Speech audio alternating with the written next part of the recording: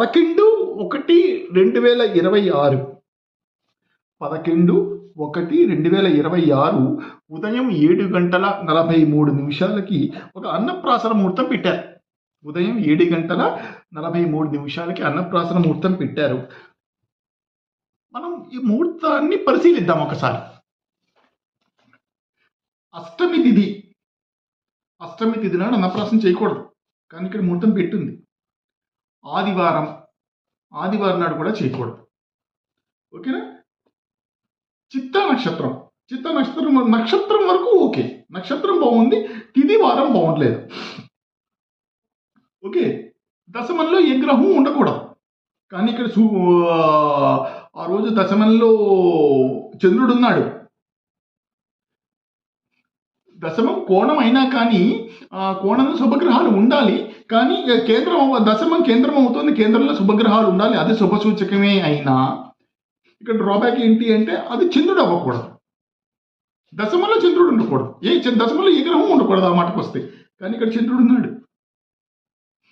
Okay,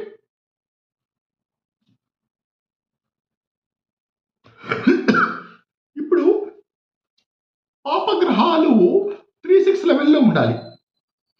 ఆ లెక్కన మనకు కనిపిస్తుంది ఒక శని గ్రహం మాత్రమే పాపస్థానంలో ఉన్నాడు.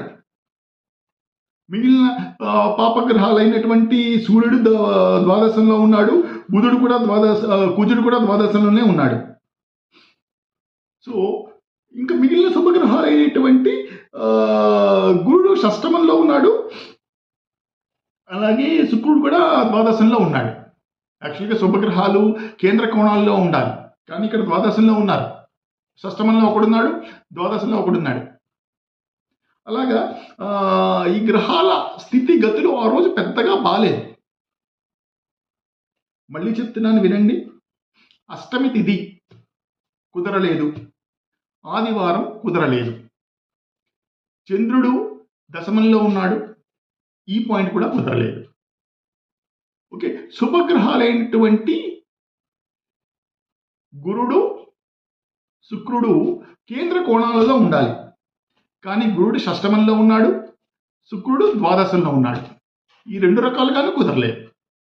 పాపగ్రహాలైనటువంటి సూర్యుడు, కుజుడు, శని 3-6 లెవెల్లో ఉండాలి, కానీ ఇక్కడ సూర్యుడు ద్వాదశంలో ఉన్నాడు, కుజుడు కూడా ద్వాదశంలోనే ఉన్నాడు.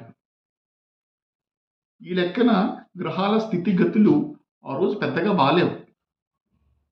మీరు ఎవరికైతే అన్నప్రాసన జరిపించదలుచుకున్నారో వారికి ఒక్కసారి